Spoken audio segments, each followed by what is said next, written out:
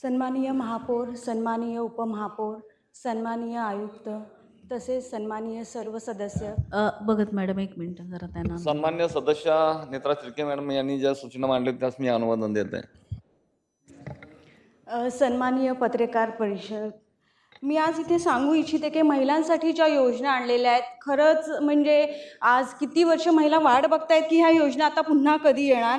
तर माझं असं म्हणणं आहे की आपण मॅडम ज्या शिक्षणासाठी MBBS किंवा इंजिनिअरिंगच्या विद्यार्थ्यांसाठी फक्त प्रथम 100 विद्यार्थी, तर नवी मुंबईची लोकसंख्या पाहता 100 हे खूप कमी आहे.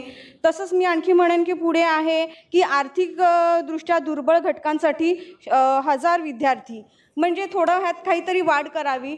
तसेच महिलांच्या आरोग्यासाठी आपण या सर्व योजना राबवतोच आहेत.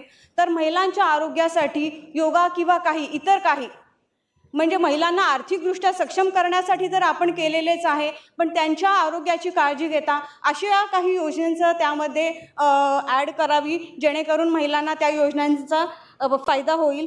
तसेच बचत गटांना अर्थसहाय्य करताना आता म्हणजे कमीत कमी मर्यादा असते की सदस्य 9 किंवा 10 असतात, पण त्यातल्या जर 5 महिला काम करणाऱ्या असतील वेगवेगळ्या, तर त्या प्रत्येक गटाला मिळेल की कसं, ह्याचं जरा सविस्तर कळवावं. धन्यवाद.